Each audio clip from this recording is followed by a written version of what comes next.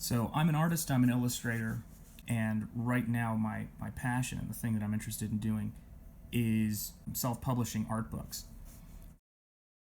The idea that all this work that I'm doing on Instagram and that's built this interest in the work could translate into an art book. What you're seeing here is book one, and that I would have the opportunity to put a collection together, something that people can just flip through for inspiration and just to look at their favorite pieces. I was so thrilled when the first book funded.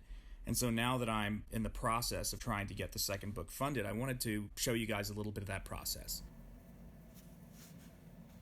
So what I'm doing at this point on my Godzilla piece here is putting in some white highlights with a Sakura Jelly Roll gel pen.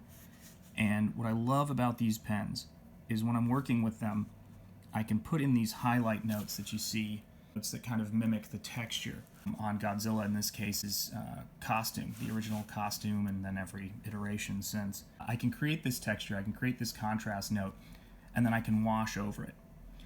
So I start with a gray wash, maybe a little bit of silver in there for this piece, to give me that dark value. And I think that's the majority of the work when you see someone like me working.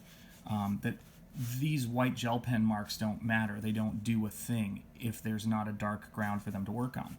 So that ground gets darker as it moves across the form, and then these highlights start to stand out. But the cool thing about these gel pens that I really like is I can then wash over them with ink or wash over them with another value of gouache or something like that. And it will knock them back so that I can start to create form inside of all of that texture. And so this is an example of one of the things that I do. So again, you can kind of see how the detail is coming together on a piece like this and why it works the way that it does. And I'm going to probably not do as much detail on the face that's contrasty, because I want you to go into this face and then really have the focus of it be, if I can get the camera to focus on it, have the focus of it be that eye, that tiny little eye that's looking back.